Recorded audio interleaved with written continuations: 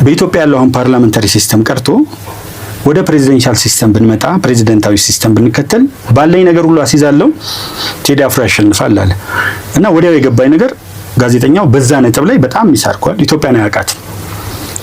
እኔ በእኔ እምነት ኡስታዞች ምናምን የሰጡትን አስተያየት አይቻለሁ። እስልምና ዘፈንን ኢንከሬጅ አያደርግም፣ በጣም ተቃውሞታል።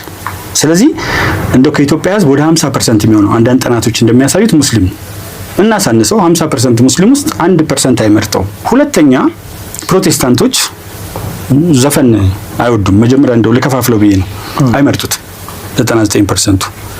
ከዚህ ውጪ ኦሮሞ ጋር ብንመጣ፣ ሶማሌው ጋር ብንመጣ፣ አፋሩ ጋር ወዘተርፈ ብንመጣ አንድም አያውቁትም፣ አንድም አይፈልጉትም። ሲቃወሙት በስፋት አይተናል። ቴዲን ደግፎ የወጣ የኦሮሞ ሰው ምናልባት ሁለት ብታገኝ ነው። እኔ ብዙ ጊዜ ትልቅ የነበሩ ሰዎች ትልቅ እየሆኑ ሲሄዱ አይቻለሁ።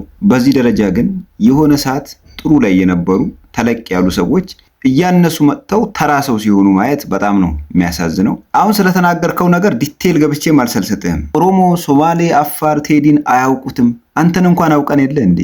ግን አሁን ይሄን ሁሉ ነገር እንተውና ዝም ብዬ ጠቅላላ አድርጌ አንድ ምሳሌ ልስጥህና ላቁም። ሐይቅ አለ፣ ትልቅ ሐይቅ አለ። ሐይቁ ዳር ዳር ላይ ብዙ እንቁራሪቶች አሉ። እንቁራሪቶች ስራቸው መጮህ ነው። ሐይቁ ዳር ዳር ላይ ሆኖ በጣም ይጮሃሉ። ስለዚህ አንድ ሰው ያንን አይቶ ይሄ ሐይቅ የእንቁራሪቶቹ ነው ብሎ መደምደም አይችልም። ምክንያቱም ምን እንደሆነ ታውቃለህ?